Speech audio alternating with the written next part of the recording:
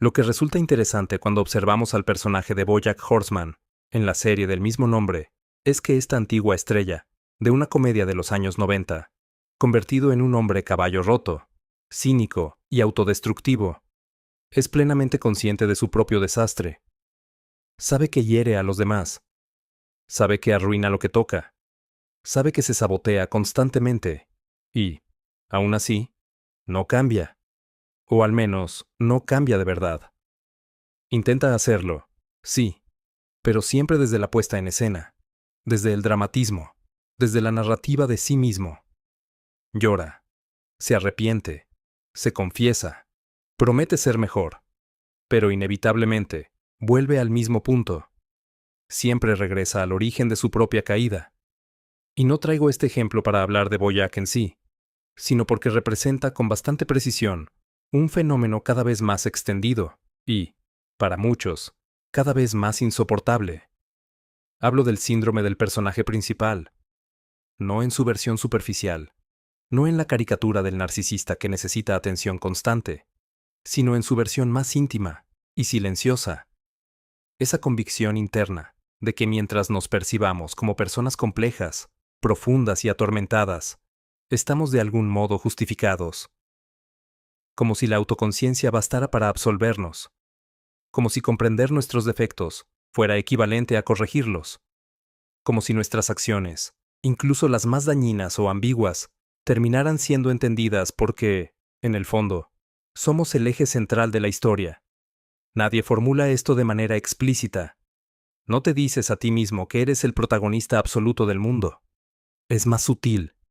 Se filtra en tu forma de interpretar lo que ocurre, en cómo recuerdas los hechos, en cómo justificas tus decisiones y en cómo explicas tus errores. Y si somos honestos, todos hemos caído en esto en algún momento. Cuando exageramos una discusión para colocarnos en el papel de víctima, cuando tratamos a los demás como si fueran simples etapas en nuestro desarrollo personal, cuando reducimos personas complejas a funciones dentro de nuestra narrativa. No es una patología, no es una enfermedad. Es un sesgo cognitivo y social, profundamente humano. La tendencia a organizar nuestra vida como un relato coherente, en el que ocupamos naturalmente el centro, y los demás orbitan alrededor. Desde el punto de vista psicológico, esto tiene raíces claras. Pensemos en algo sencillo, como un trabajo en grupo en la escuela. Entregan el proyecto, y tú tienes la sensación casi absoluta de que hiciste la mayor parte del esfuerzo, que llevaste el peso, que sin ti no habría salido adelante. Pero luego escuchas a otro miembro del grupo contar la historia, y está convencido de exactamente lo mismo. Entonces, surge la pregunta inevitable: ¿quién miente? Y la respuesta más incómoda es que probablemente nadie. Lo que ocurre es que cada cerebro registra con más intensidad lo que hace, lo que piensa y lo que siente. Recordamos mejor nuestra contribución que la de los demás.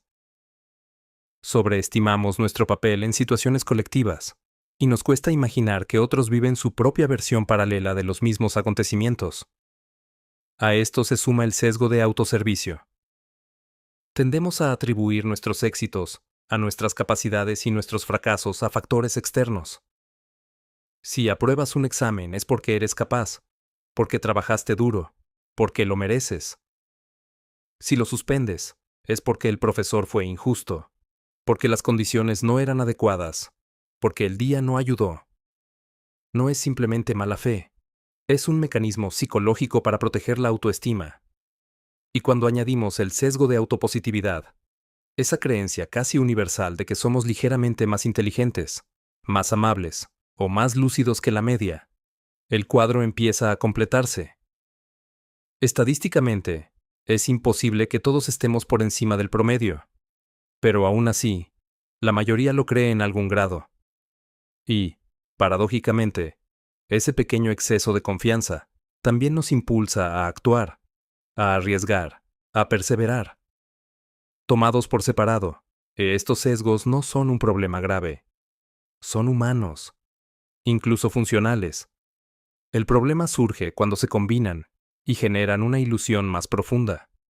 La idea persistente de que nuestra mirada es la correcta, y de que ocupamos un lugar central en el mundo, ya sea en nuestro grupo de amigos, en nuestra familia, en el trabajo o incluso en la sociedad.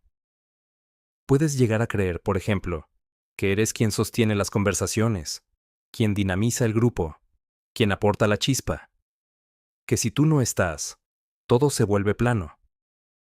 Pero rara vez te detienes a considerar que tal vez simplemente registras con mayor intensidad lo que tú dices y minimizas, sin notarlo, lo que los demás aportan. No es necesariamente narcisismo, es un punto ciego cognitivo. Tu cerebro te coloca en primer plano por defecto, y cuando te acostumbras a ese enfoque, empiezas a confundirlo con la realidad objetiva. Terminas creyendo que así funciona el mundo, que tú eres el protagonista no porque lo hayas decidido conscientemente, sino porque nunca cuestionaste la perspectiva desde la cual estabas mirando. Aquí entramos en la segunda gran clave. ¿De dónde viene realmente este síndrome? Porque convertirse en el personaje principal no suele ser una elección racional. Rara vez, es simplemente el resultado de un ego gigantesco o de una megalomanía evidente. En la mayoría de los casos, es más bien la consecuencia de un entorno que empuja lentamente a cada individuo a verse como si estuviera en el centro del mundo. Es algo que se construye sin que lo notes, como una forma de respirar. Primero, hay una cucharada de contexto cultural. En las sociedades occidentales modernas, se repite constantemente que el individuo es el rey. Debes encontrar tu voz, vivir tu vida, perseguir tus sueños, convertirte en alguien único. El éxito se presenta como una conquista personal, y el fracaso también como una responsabilidad individual. Se espera que te construyas a ti mismo, que te diferencies, que te conviertas en alguien especial. Y cuando creces bajo esa lógica, se vuelve casi inevitable mirarte como protagonista, porque todo te remite a ti. No tanto a lo que construyes con los demás, sino a lo que llegarás a ser. En contraste, en sociedades más colectivistas, se valoran más los roles compartidos, la pertenencia, la armonía con el grupo. Mientras que en nuestra cultura, si no eres especial, puedes llegar a sentir que no eres nada. Esa presión silenciosa produce un terreno perfecto para que el síndrome florezca. Luego añadimos otra pieza, la estructura misma de los relatos que consumimos desde niños. Crecemos inmersos en historias que casi siempre giran alrededor de un solo punto de vista. Un héroe, un desafío, una transformación. Alguien que atraviesa la adversidad mientras los demás personajes orbitan alrededor de su trayectoria. Es el patrón dominante de películas, series, videojuegos. Y al interiorizarlo durante años, terminamos mirando nuestra propia vida a través de ese filtro. Cada acontecimiento se convierte en un arco narrativo, cada desconocido en un personaje secundario, cada obstáculo en una prueba que confirma nuestra importancia. Y si colocamos todo esto dentro del gran amplificador contemporáneo, las redes sociales, el efecto se multiplica. Ya no solo vives tu historia, la expones, la escenificas, la conviertes en un relato visible, recibes validación casi inmediata, señales constantes de que tu experiencia merece ser contada. Para algunos, incluso sin publicar nada, la vida ya se experimenta pensando en cómo será narrada. Una ruptura se convierte en una ocasión de renacimiento.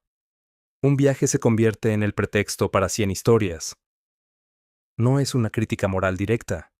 No se trata de decir esto está mal, sino simplemente de recordar que este entorno favorece de manera natural la sensación de protagonismo. No necesariamente con arrogancia, sino con la idea de que tu experiencia subjetiva es la materia prima del mundo y que los demás deberían tenerla en cuenta.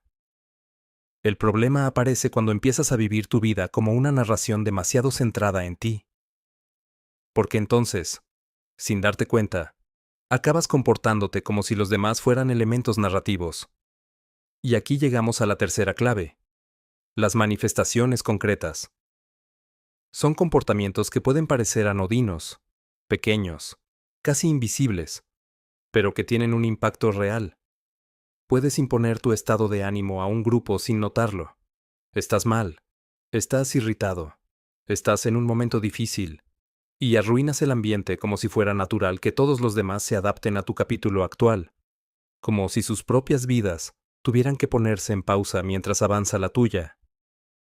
También puedes empezar a hablar sin parar de tus problemas, sin prestar verdadera atención a los de los demás.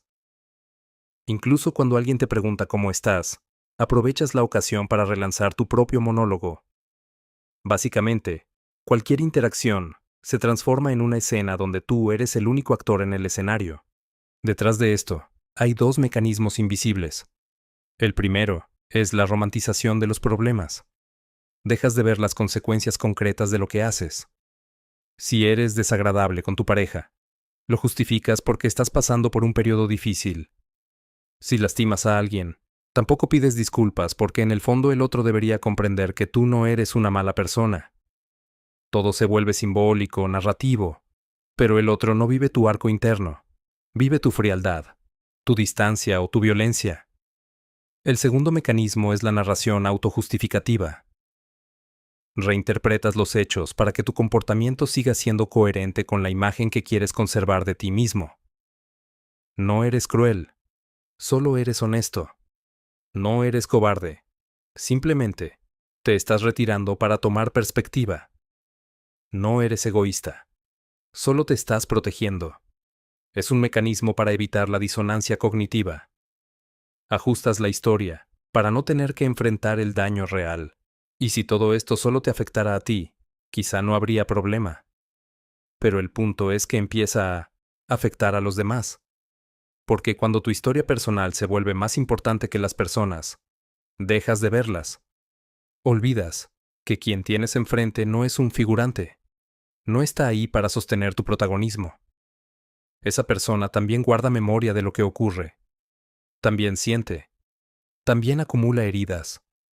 Entonces te sorprendes cuando los vínculos se deterioran, cuando los demás se alejan, cuando ya no están disponibles para seguir orbitando alrededor de tu relato.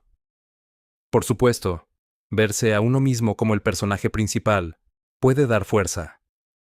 Es motivador levantarse con un objetivo, sentir que tienes un arco que desarrollar. Eso puede darte confianza, afirmarte, impulsarte. Pero el problema del relato autocentrado se juega sobre todo en tus interacciones con el entorno, y esa es la cuarta clave.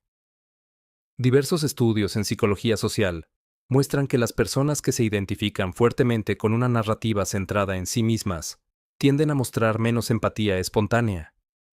Y es lógico. Si el otro es solo decorado u obstáculo, ¿por qué detenerse en él? No se trata necesariamente de crueldad, sino de estar absorbido por la propia narración. Esta lógica se infiltra en todas partes. En la amistad escuchas menos. En el amor interpretas todo como un capítulo más de tu recorrido.